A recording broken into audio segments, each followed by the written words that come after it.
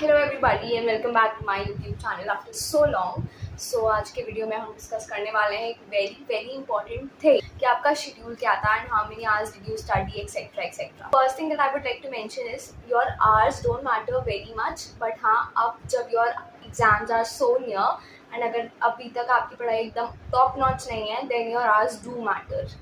According to my opinion, you should give in as many hours as possible, but the hours that you're giving should be very efficient and it should not be like बस बहुत ज़्यादा hours हम दे रहे हैं and we are just breathing. So basically सबके लिए एक particular strategy नहीं होती and if you have your own schedule तो I think कि आपको खुद को अपना schedule follow करना चाहिए, वरना I am giving you a schedule of around 14.5 hours, जिसमें से आप थोड़ा बहुत टाइम वेस्ट करोगे तो वेस्ट करने के बाद भी एटलीस्ट 12 to 13 आवर्स तो इसमें से तुम्हारा फॉलो हो ही जाएगा if you follow it religiously. So please do follow it because you are in dire need of this.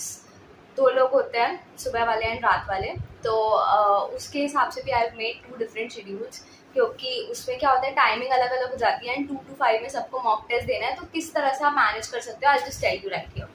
So let's first begin with the early risers.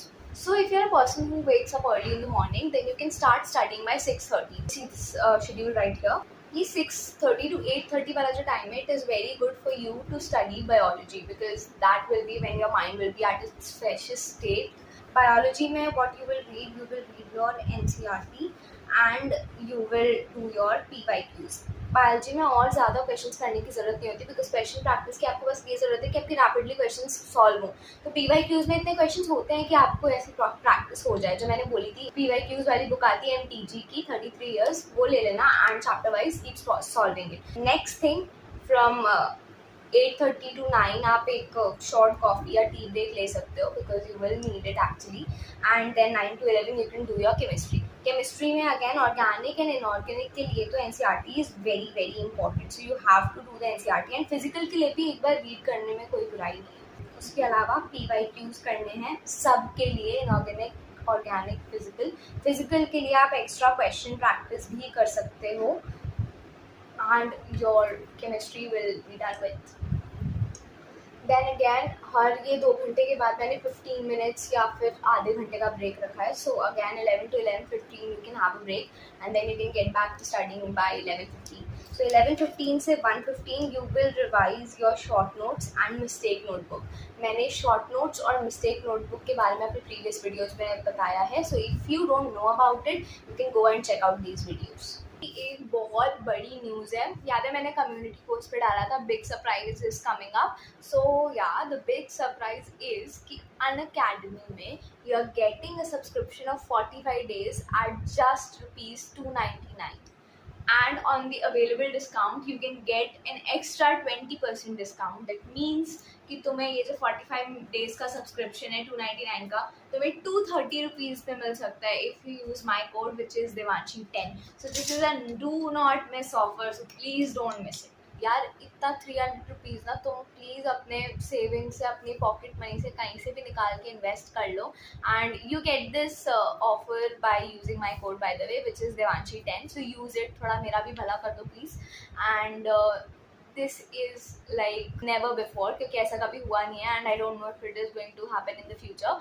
सो फॉर 45 days you get plus subscription at Unacademy.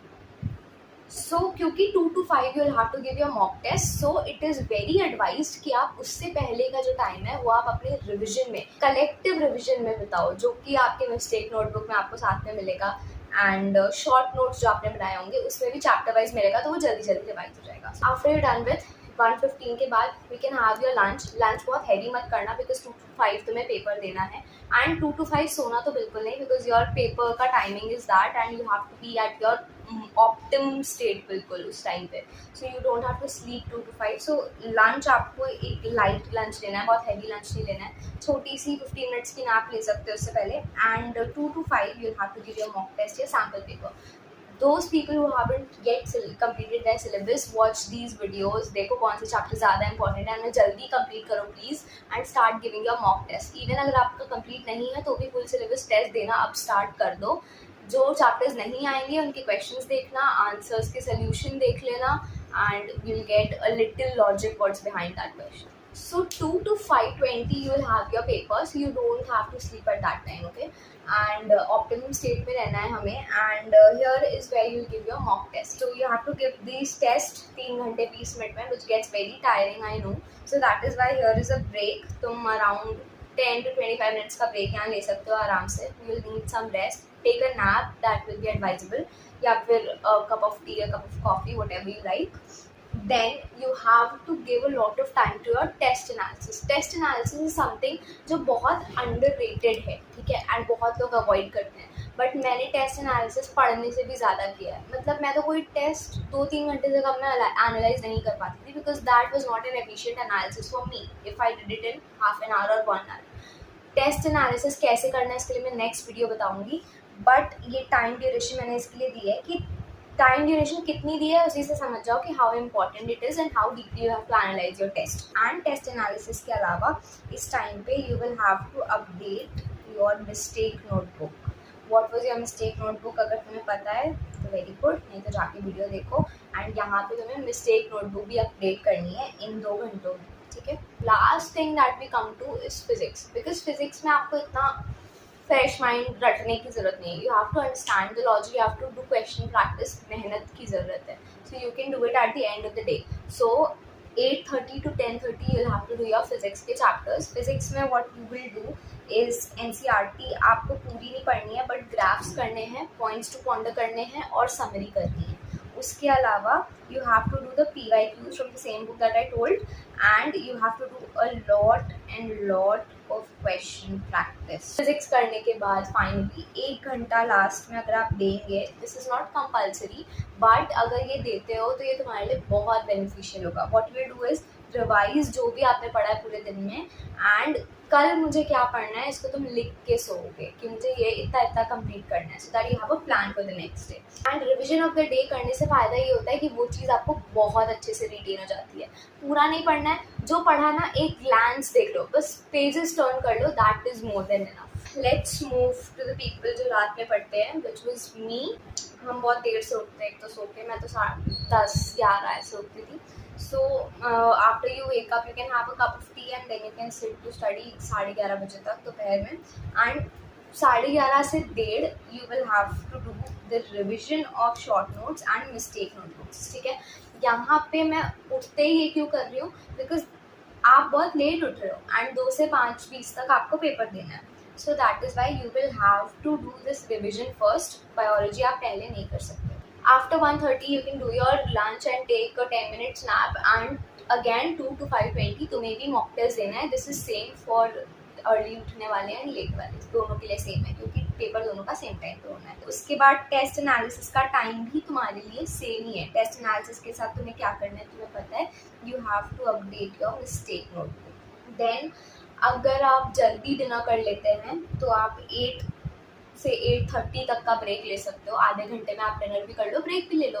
And अगर आप late dinner करते हो तो यहाँ आधे घंटे का ब्रेक मत लेना, सिर्फ 15 मिनट्स का ब्रेक लेना, 8 to 8:15. एंड उसके बाद पढ़ने बैठ जाना, 10:15 तक पढ़ लेना, 2 घंटे पढ़ना at least. And complete your biology. Biology में you know what you have to do, NCERT, PYQs, that's all. Then again अगर आप लेट डिनर करते हो तो आपका 10-15 तक बायोलॉजी हो गया. उसके बाद you take a half an hour का ब्रेक, उसमें आप डिनर भी कर लो, रिलैक्स भी हो लो, and sit back to study at around 10:45. So 10:45 से अगैन आप you can study for like 2 hours आराम से, and you can complete your chemistry वाला पार्ट. फिर 1 बजे से 3 बजे, यहाँ 15 मिनट का गैप है, ठीक है. 1 बजे से 3 बजे तक you will do your physics. Physics बहुत इंपॉर्टेंट है करना लास्ट ऑफ द डे. एक तो फिजिक्स आप हम फिजिक्स से डरते हैं, तो अगर हम उसे एंड ऑफ द डे में रखते हैं ना तो हम एंड ऑफ द डे तक पहुंचते हैं कम से कम. अगर आपने पहले ही फिजिक्स कर ली ना तो that motivation to complete biology and chemistry वो नहीं आता. तो that is why I kept physics at the last.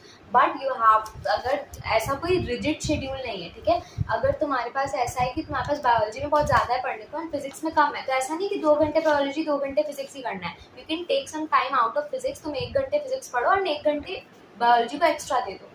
You have to be flexible. This is not a rigid schedule. Again, then 3 to 4, जैसे मैंने उन्हें बताया था, you have to revise the day and you have to plan tomorrow. Planning tomorrow is very important, वरना हम बिल्कुल confused रहते हैं कि हमें क्या करना है and we end up doing nothing.